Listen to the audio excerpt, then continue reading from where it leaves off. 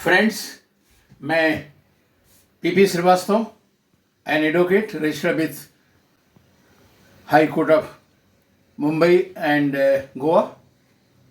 आज हम आपको बात करेंगे कुछ मेडिकल इनएक्टमेंट्स के बारे में।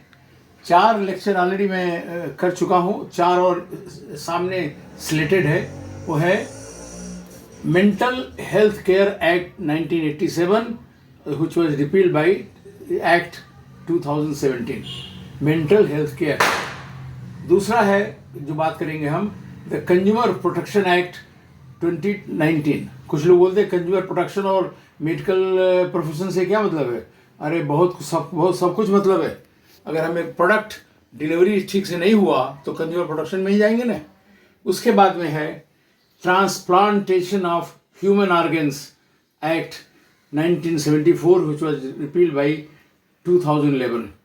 फ्रेंड्स, आदमी का जो ऑर्गन डोनेशन से लेकर के और उसको ट्रांसप्लांट करने तक जो रूल है, रेगुलेशन है, स्टोरेज, ट्रांसपोर्टेशन, वो सब इसके अंदर दिया हुआ है। और चौथा लेक्चर हमारा रहेगा जो 8वां होगा अभी जाके के, ड्रग एंड कॉस्मेटिक्स एक्ट 1940 और 2021।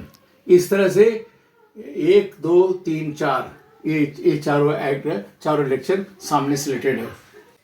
आज हम बात करेंगे हेल्थ केयर के बारे में, और उसमें बड़ा क्रिटिकल एरिया है उस मरीज़ के लिए जो हेल्पलेस रहता है, जैसे mental health. Mental health care originally बनाया गया था, काफ़ी पहले बनाया गया था 1987 में। अब उसको इम्प्रूव किया गया इनएक्टमेंट से 2017 में, 2017 में। अब उसके हिसाब से प्रोटेक्शन दिया गया है मेंटल हेल्थ के हेल्थ से परेशान लोगों के लिए, कि सबसे इम्पोर्टेंट था कि कुछ केसेस में मेंटल हेल्थ जिसका रहता है वो टेंड टू कमिट सुसाइड। और लॉ में सुसाइड मतलब क्या? मतलब attempting to suicide is a crime है, और उसको लिए अलग से पनिशमेंट है। इसलिए उसको डिक्रिमिनलाइजेशन किया गया है।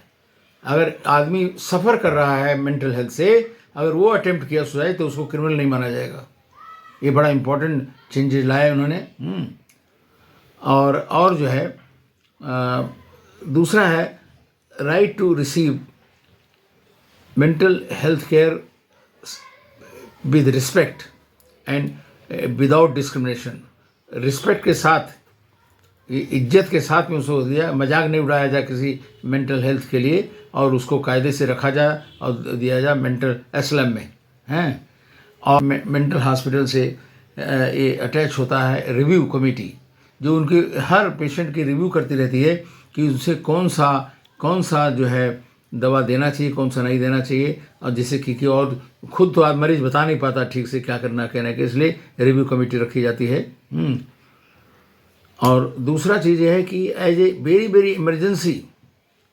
इमरजेंसी में ही जो इलेक्ट्रिकल शॉक या कुछ तरह देना चाहिए, नहीं तो नहीं देना है किसी भी हालत से, ऐसा इस एक्ट में बताया गया है।